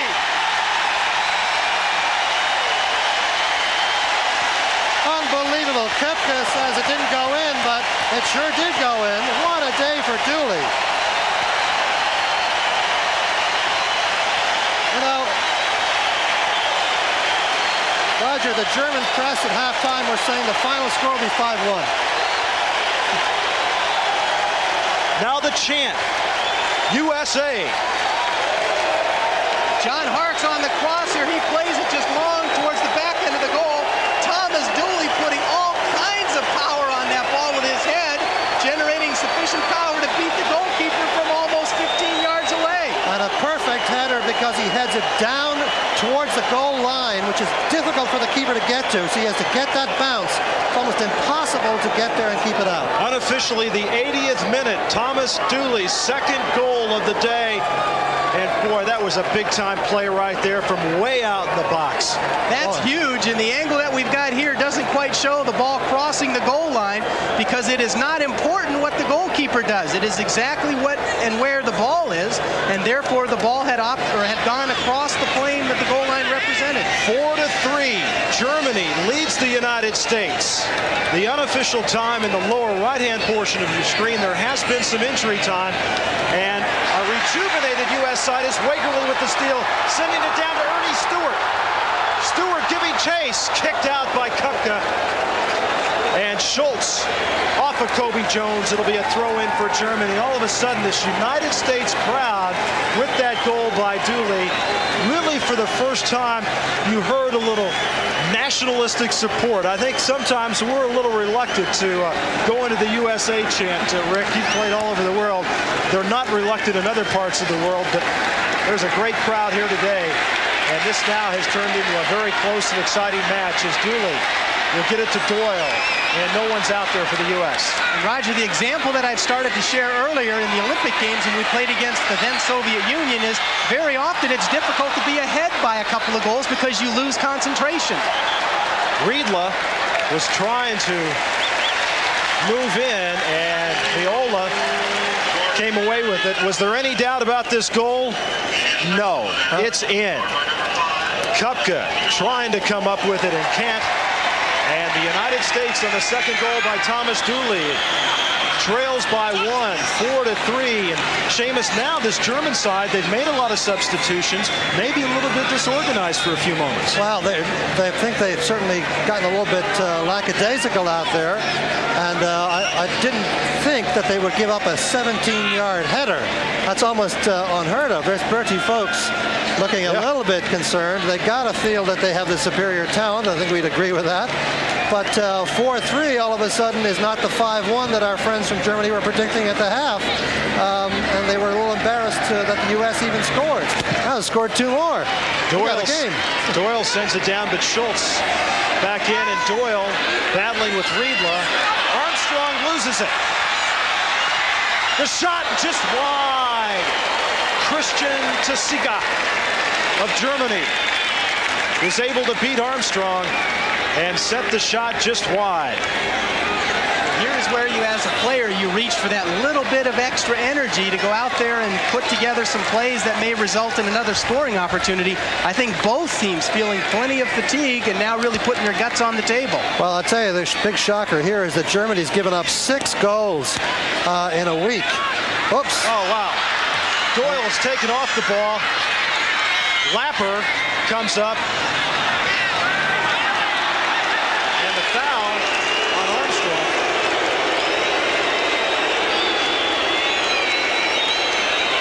Well, the referee is holding his hand up there, but I'm not sure if he's indicating it's indirect. I don't think so. I think he was just whistling to get the ball over towards him. It's Earnie probably Stewart, just a foul. Earnie Stewart is down near the midfield area, and here's the foul. Well, Doyle tries to get him and doesn't, and then the tackle by Armstrong, very definitely a late tackle, upending the German player. So it clearly is a direct free kick. So there's Stewart, who has done such a good job for the U.S. since he came on. He made a lot of things happen in the Brazil game. He's a great weapon off the bench. Now, once again, you got to worry about the power of the Germans to shoot around this wall. The United States wall is supposed to block off half the goal for Meola. but they're very talented at swerving the ball around the wall or dipping it over the wall and into the corner. And Seamus, we saw them in practice yesterday. The objective here of what they did yesterday, and it looks like they're going to do the same here, is touch the ball short for the player to be able to hit the ball from around the side of the wall rather than trying to bend it from where it is right now. Well, Moeller is number 7. 3 men around the ball.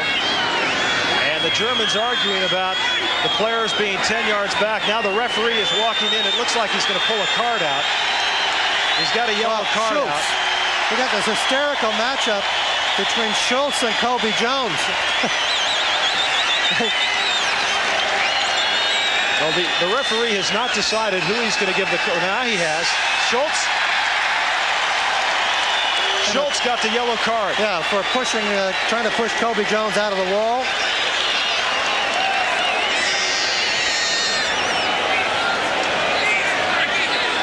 You can see the wall here is supposed to cover the right side of the goal. Let's see if it does. Up and over the top. Moeller took it. Now, where Germany is missing today is Thomas Hessler, who is a wonderful player for Germany. He's not here because he's playing in Italy today. But he is the player that can just bend that foul around the wall into the corner of the net. He did it beautifully in the European Championship, so they miss him today. United States now down in the German end. Brazil and England have finished in a 1-1 tie.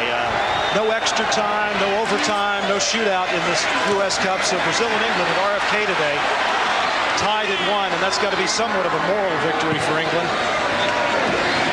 after the loss to the United States.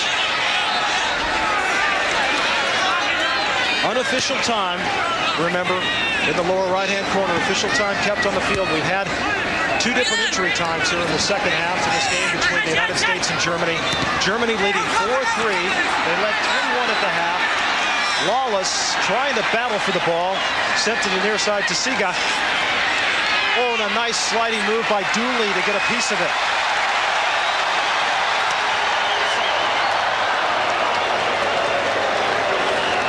Thomas Dooley, this is a terrific story. I can't help but keep talking about him. 32 years of age.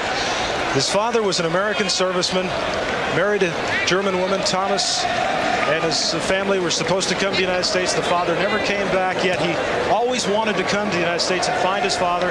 Found out that eventually his father had passed away, but still never lost his desire to come here and want to be involved in the United States soccer program. And he's got 2 goals today. He scored against England. He's got 3 goals in this U.S. Cup, and he's playing with an injured right foot as Armstrong loses it. Riedle gets it to the near side, and offsides is the call. And he's going to give up a $300,000 a year contract to come over here for considerably less than that. The average U.S. team salary is about $75, but Rick, they have hired an agent now. As Earnie Stewart has the ball in the corner. Stewart deflected by a German player outside to Alexi Lawless, and they're going to call a pushing foul on Dooley. But I was going to mention the U.S. team has hired Lee Steinberg, who's famous for representing quarterbacks in the NFL. They've hired him to represent their interest with U.S. soccer, and certainly what they're trying to accomplish is to make sure that their interests are well served within U.S. soccer's financial considerations. Number 14, Michael Schulz, is down just outside the German box there. Attendance today at Soldier Field in Chicago, 53,549. So, well, terrific crowd on hand here today. And this is just an outstanding venue for soccer. And what a great tournament this is. I mean, we had a 3-3 game the other night in Washington, Brazil, and Germany. Now we had a 4-3 game here today at the moment. 1-1 tie in Washington today. And a 2-0 victory for the United States over Germany. So they've been over par with 1 more game to go, of course, Germany and England on Saturday. Germany with a 1-goal lead. Time now, a very big factor as we are in injury time. Doyle pops it up. Now Meola, remember, can't use his hands there, and he has to boot it downfield. So we are in injury time. Germany 4, the United States 3. Germany. Pushing ahead as Armstrong will come up with a loose ball in the box.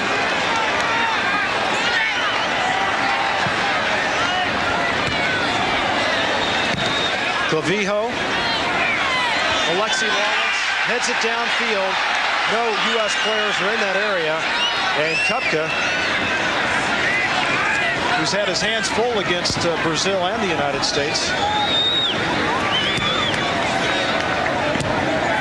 I want to remind you, tomorrow night, Forrest Sawyer hosts Day 1, now on its new night. Then Oscar winner Jodie Foster and Mark Harmon star in the network premiere of Stealing Home, all tomorrow night, right here on ABC. Roger Twibell, Seamus Mallon, Rick Davis with you at Soldier Field in Chicago. We're in injury time. Defending world champion Germany, leading the United States by 1. 4-3 is Harkes. We'll bring it up.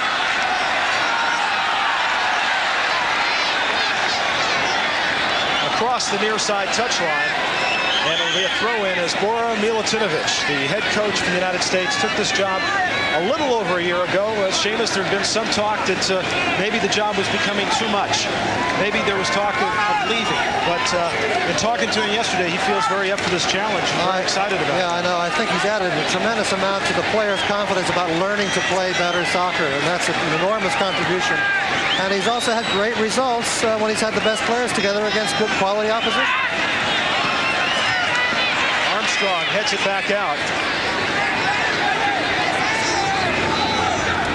Well, Brazil with the tie against England now with 2 points. England finally gets a point. The United States got 2 points for the win. And if Germany does indeed win this game,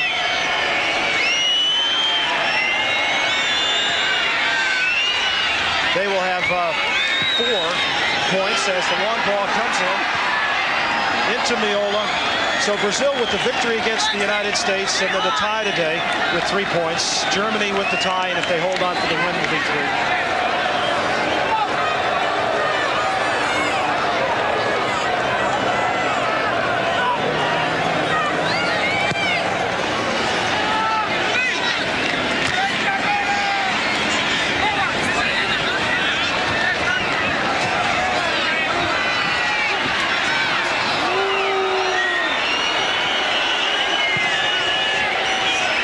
Still in injury time.